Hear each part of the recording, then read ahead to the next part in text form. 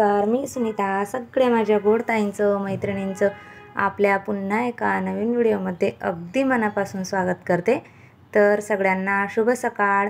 तुमच्या सगळ्यांचा आजचा दिवस खूप छान, आनंदाचा आणि आरोग्यदायी जावो. तर सकाळची सुरुवात झालेली आहे.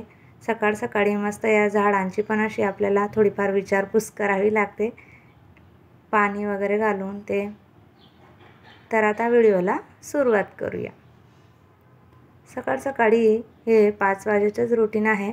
अंघोळ वगैरे झाल्यानंतर इथं स्वच्छ किचन पुसून झालं की मग रोजचीच आपली कामांची सुरुवात होते. रात्री भांडी घासून ठेवलेली होती, ती रचून घेते. कोरडी झाली होती. आता मेथीची भाजी डब्याला बनवायची होती मला, तर मेथी मी रात्रीच साफ करून ठेवलेली होती, म्हणजे सकाळी ऐन वेळेला आपली गडबड होत नाही.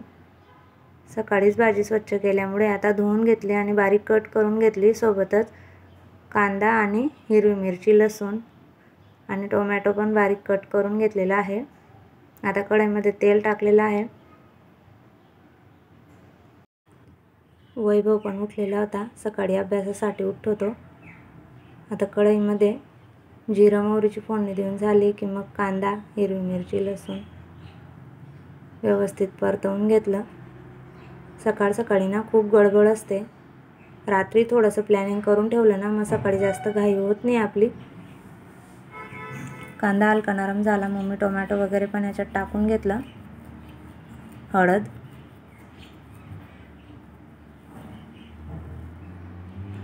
कांदा टोमॅटो व्यवस्थित परतवून झाला ना की मग याच्यामध्ये मेथीची भाजी घालते.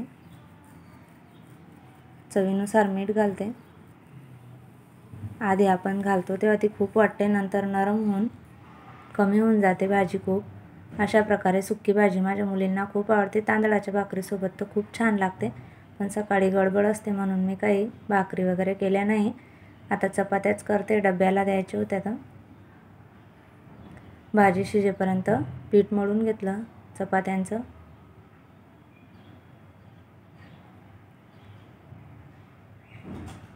पीठ मळून झालेलं आहे. आता भाजी पण साईडला काढून घेतली आणि पटकन चपात्या लाटून घेतल्या. एका साईडला चहा ठेवलेला होता.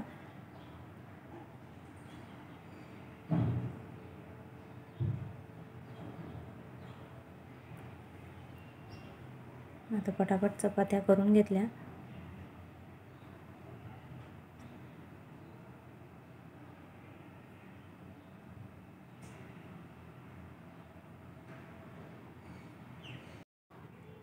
पटापट चपात्या करून झाल्या की टिफिन वगैरे पॅकिंग करून चहा वगैरे देऊन झाला की पटापट जेवढी आहेत तेवढी भांडी घासून घ्यायची, नाहीतर मग खूप भांडी जमा होतात आणि नंतर आपल्याला कंटाळा येतो. वेळेवर कामं केलेली बरी पडतात.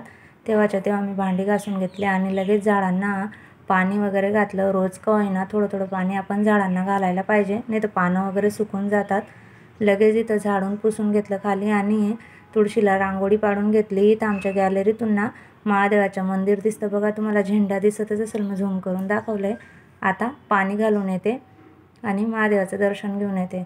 बघा मूर्ती छान सजवलेली होती भोलेबाबांची. पाणी वगैरे घालून आली. घरी आल्यानंतर आपली रोजचीच देवपूजा वगैरे सगळं करून घेतलं. त्यानंतर स्वामीचरित्र सारामृत वगैरे आणि माळजप सगळं करून घेतलं. आज मला जरा घाई होती कारण साफसफाई पण करायची होती. पुढे आता सोमवारचं उद्यापन येतं आहे माझं, मग म्हणून त्याच्यामुळे पटापट सगळी कामं आवरून मी साफसफाईला पण सुरुवात करायची होती मला. तर इथे तोरण वगैरे बाहेरचं काढून घेतलं. बाहेर पण खूप धूळ येते आणि जमा होते, म्हणून महिन्यातून एकदा तरी आपण हे सगळं काढून धुवून घ्यायला पाहिजे. आता पडदे वगैरे पण मी धुवून घेणार आहे.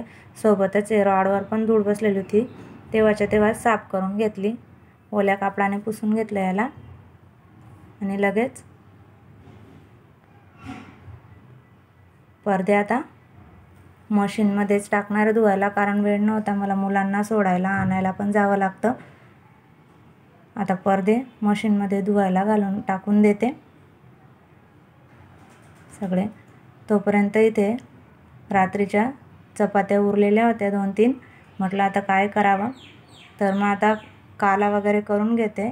कढईमध्ये तेल टाकून जिरे, मोहरी, थोडेसे शेंगदाणे घातले आणि कांदा आणि हिरवी मिरची बारीक कट करून घेतलेली होती. कढीपत्ता घातला आणि हे व्यवस्थित परतवून घेतलं. हळद घातली. चपात्या बारीक मी मिक्सरमध्ये करून घेतलेल्या होत्या. लगेचच चपात्यांचा काला याच्यात टाकून चवीनुसार मीठ घातलं व काला परतवून घेतला. खूप छान लागतो अशा पद्धतीने. अन्न वाया जाण्यापेक्षा काही ना काही आपण करून ते खाल्लं जातं, मग वाया जात नाही. तर शहरामध्ये आपले गुरंढोरं पण राहत नाही. अशा प्रकारे कोथिंबीर चिरून घातली. छान लागतो, मुलांना पण आवडतो माझ्या हा काला. त्यानंतर सगळं किचनचं क्लिनिंग वगैरे सगळं आवरून घेतलं. आज शुक्रवार होता. शुक्रवारी मी अशा प्रकारे गॅसवरती पूजा वगैरे करून घेते. मला हे आवडतं म्हणून मी करते. रोज पण करते मी आणि भिंतीवर फक्त मी आठवड्यातून एकदाच काढते. पण गॅसची पूजा रोज माझं सगळं किचन आवरून झालं की अशा प्रकारे स्वस्तिक वगैरे काढून रोज करून घेते. मनाचं समाधान म्हणून. आवडतं तर करायचं. व असं इथे पण मी काढून घेते, कारण आपल्या किचनमध्ये अन्नपूर्णेचा वास असतो. म्हणून अन्नपूर्णा माताची पूजा म्हणून आपण अशा प्रकारे जर केलं आणि छान पण वाटतं, प्रसन्न वाटतं किचनमध्ये गेल्यावर. तर मी हे असं करून घेते. भिंतीवरचं मी आठवड्यातून एकदाच करते, पण गॅसची पूजा मात्र रोज करते. असं स्वस्तिक पाडून घेतलं. हळदी कुंकू लावून पूजा करून घेतली. आता लगेच बाहेर मला रांगोळी काढायची होती. आधीच मी झाडून पुसून घेतलेलं होतं सकाळीच, बाहेरचं सुकून गेलेलं होतं. आता इथे दोघं बाजूला स्वस्तिक काढून घेतलं. रोज दारासमोर छोटी का असेना पण रांगोळी काढायला हवी. इथे बाहेरचे तोरण वगैरे आपण काढून घेतलेले होते हे फुलं. तर त्यांना अशा प्रकारे बादलीमध्ये मी आपण कपडे धुवायला मशीनमध्ये जे लिक्विड यूज करतो ना, रिनचं करते मी. तर ते थोडंसं घालायचं आणि लगेचच स्वच्छ होऊन जातात. ते पटकन साफ होतात. अशा प्रकारे 2-3 पाण्याने नंतर आपण धुवून घेतले की लगेच निघून जातात. इकडे मशीनमध्ये माझे पडदे पण धुवून झालेले होते, ते काढून घेते आणि वाळवायला टाकून देते. गॅलरीमध्ये ऊन बऱ्यापैकी येतं. काही सुकायला टाकलं तर काही अडचण होत नाही, छान सुकतात. तर आता पडदे सुकायला टाकते. आजचा व्हिडिओ जर तुम्हाला आवडला असेल तर व्हिडिओला लाईक करा, शेअर करा आणि आपले असेच रोज दुपारी येणारे व्हिडिओ तुम्हाला बघायचे असतील तर आपल्या चॅनलला सबस्क्राईब करा. पुन्हा भेटू अशाच नवीन व्हिडिओमध्ये. तोपर्यंत सर्वांना बाय आणि सर्वांना श्री स्वामी समर्थ.